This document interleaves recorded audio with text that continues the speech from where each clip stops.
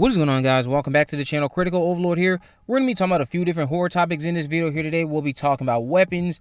We'll be talking about I Know What You Did Last Summer and those character posters, Scream 7, Leprechaun, and the Strangers Chapter 2 trailer. Now, starting off here with weapons, we actually got a new trailer for weapons yesterday.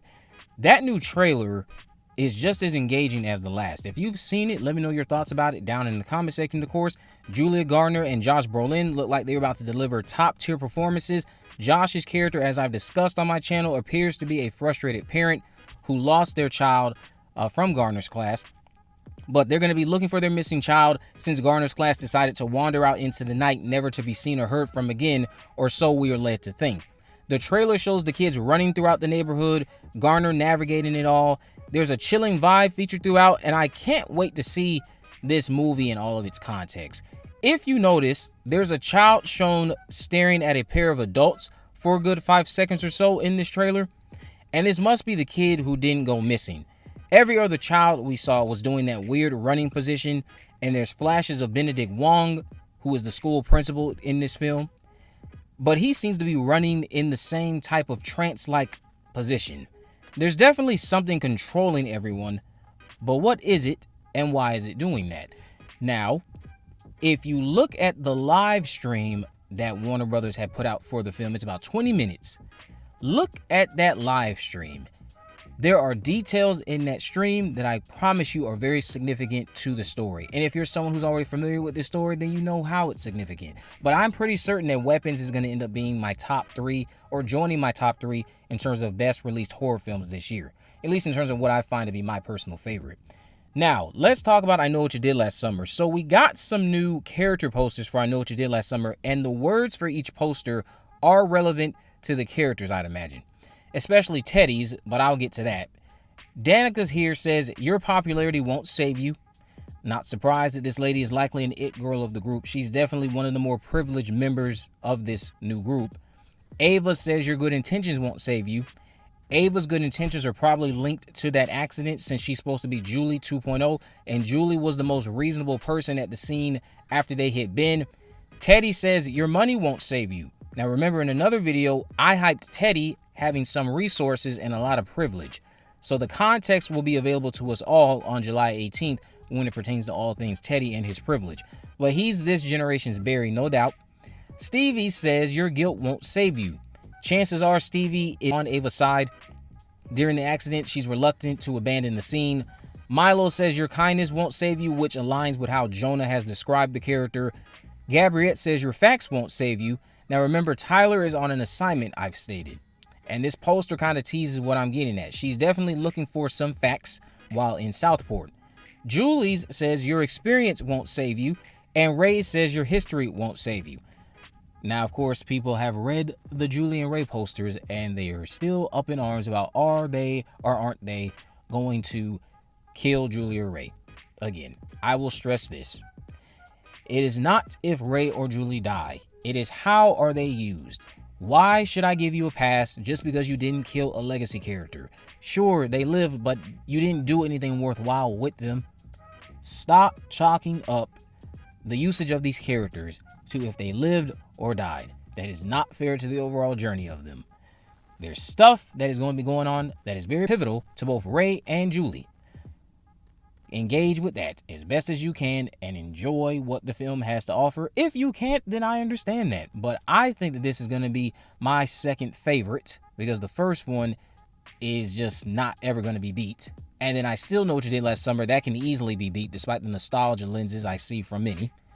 And I'll Always Know What You Did Last Summer, like I've stated, is absolute dookie garbage. There are things on the bottom of your shoe that are better than watching that film. Now let's talk about Scream 7. I wanted to address something really quick about this film. Do you guys remember this? Tony and Samara were announced together for Scream 6, and they ended up being our opening stars. Now the belief among many of us is that these two here are going to be 7's opening. Do you catch the similarity? Both parties were announced together, and I doubt that is a coincidence. Some people have pointed it out. I've pointed it out myself, but I just wanted to spotlight it in this video. It's from the same outlet too. Not that they are in the know of something that we aren't, but I just don't think this is a coincidence. Another thing I want to draw attention to is Marco Beltrami, who's also doubled down on Sydney's Lament being back for 7, which has me very excited. That piece is so pivotal to those first 3 movies. He shared that comment over on IG with a fan, and he's also shared that the film is good, and the score will be finished by August. Now, I will say this about him saying the movie is good. Everyone calm the fuck down about that comment. Let me remind you that this happened with 5 and 6, and as far as I can tell, several of you do not fuck with those movies. Correct me if I'm wrong. A lot of you do not like Scream 5 and Scream 6. So someone like Marco Beltrami, I can understand. Yes, it's not the same creative team altogether like with Scream 5 and Scream 6. But I'm just saying, in a general sense, don't hold on to that too much. These people are going to say that. He's not going to come out and say, oh, the movie's dog shit. He's not going to do that.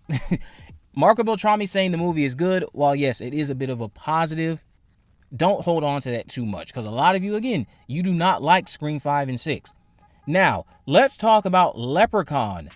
Leprechaun, we know, has a reboot on the way from Lionsgate. That's not been canceled. It's just stalled. They just recently lost their director.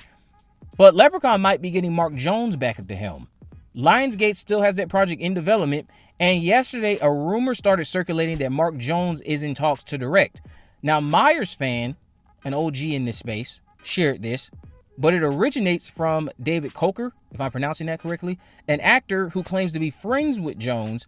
Now, Jones directed the original film, and the best part of this rumor is that he apparently wants Warwick Davis back, or at least is trying to talk him into it. Now, that'd be a dream come true. But if Jones doesn't direct, I bet Davis says no once again. So I don't want to get too excited until we have a concrete disclosure that Jones will be directing. Because it's not too shocking that Jones would want to only do this with Warwick Davis. And if those two have a close relationship, this might be the best chance we have at Warwick coming back into the makeup for one last time, since he hasn't been in makeup for this role since Leprechaun Back to the Hood. Now, let's conclude this today by talking about The Strangers. We got a new look at The Strangers Chapter 2, thanks to this surprisingly exciting trailer. My immediate bet just from watching it is that a lot of this is inside Maya's head. If not that, we're going to focus heavily on paranoia. The entire town still seems to be in on it. Maya's a big deal in the town. One individual says that this has been happening for years, but does also call back to the original genius of that original by asking Maya, does there really need to be a reason, when she's trying to figure out why, which was a nice touch. Decent enough trailer. Madeline looked hot, but what do you guys think of it? It does look better than the first one. I really dug the Halloween 2 vibes at the start of it as well.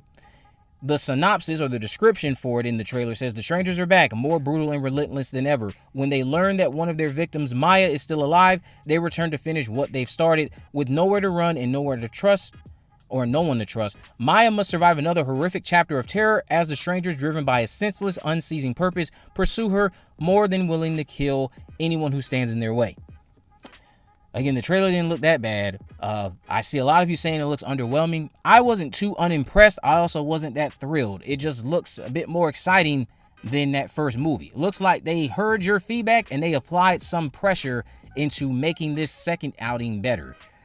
As far as the way the Scarecrow is running in that trailer, I agree. Your man's looks goofy as hell.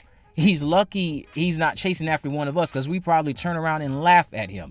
Complete joke of a run. But yeah, the trailer otherwise was good. Let me know what you guys think about all this down in the comment section below. If you haven't already, of course, make sure you subscribe. Turn on post notifications so you never miss a video. In the description, I have links to all my social media accounts. I am on Facebook, Twitter, and Instagram. You can message me there to let me know if there are any movies, news, or reviews you'd like me to cover in the future.